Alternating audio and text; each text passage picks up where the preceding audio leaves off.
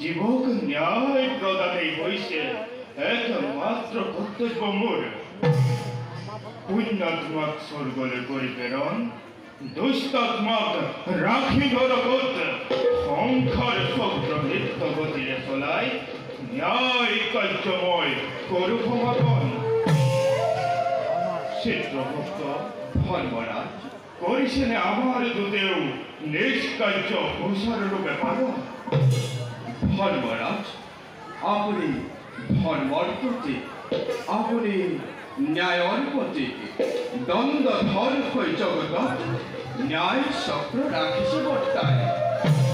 ধর্মরাজ, আমার দুটে কর্তব্য নকরে হেমাহি, প্রতি ক্ষণতে পাপী জীব নরকলে অনাথ আমার দুটে নাই করে কৃপণালী। তোর কর্তব্য গৌরান্বিত হলময়। চিত্রগুপ্ত ধর্মরাজ, তুমিও জগতর প্রত্যেক জীবনে পাপ কার্য দুঃখদায় রক্ষাত নকরি বেলা অবশ্যই জানময় কর্তব্য তুমি নকরা হেমহি। হবে ধর্মরাজ, চিত্রগুপ্ত একদাপি কর্তব্য নকরে হেমাহি। জগতের প্রত্যেক দুরাত্মার পাপ কর্ম রাজিময় প্রতি ক্ষণতে সযতনে রাখিছো যতনাই।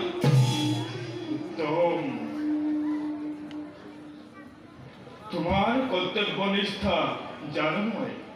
হে হে অতিকে প্রিয় বিশ্বাস ভাজন তুমি মোর।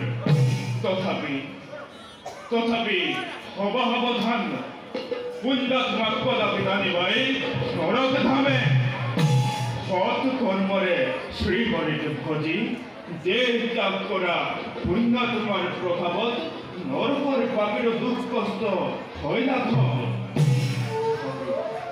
হরিভক্তিহীন অখত দুরাচারী পাপাত্মাক কদাপি নেরিবা অতিথি করা পাহি হতক আমার নগরে। আপনার উপদেশকে কার্যত করে কার্য আমি করিছি সফল।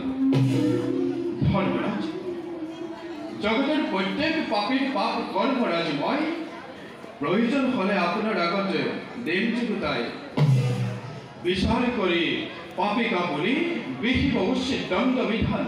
উত্তম, অতি উত্তম। এতিয়া বলা আমার দুর্গণের কার্য করুবই নিক্ষণ।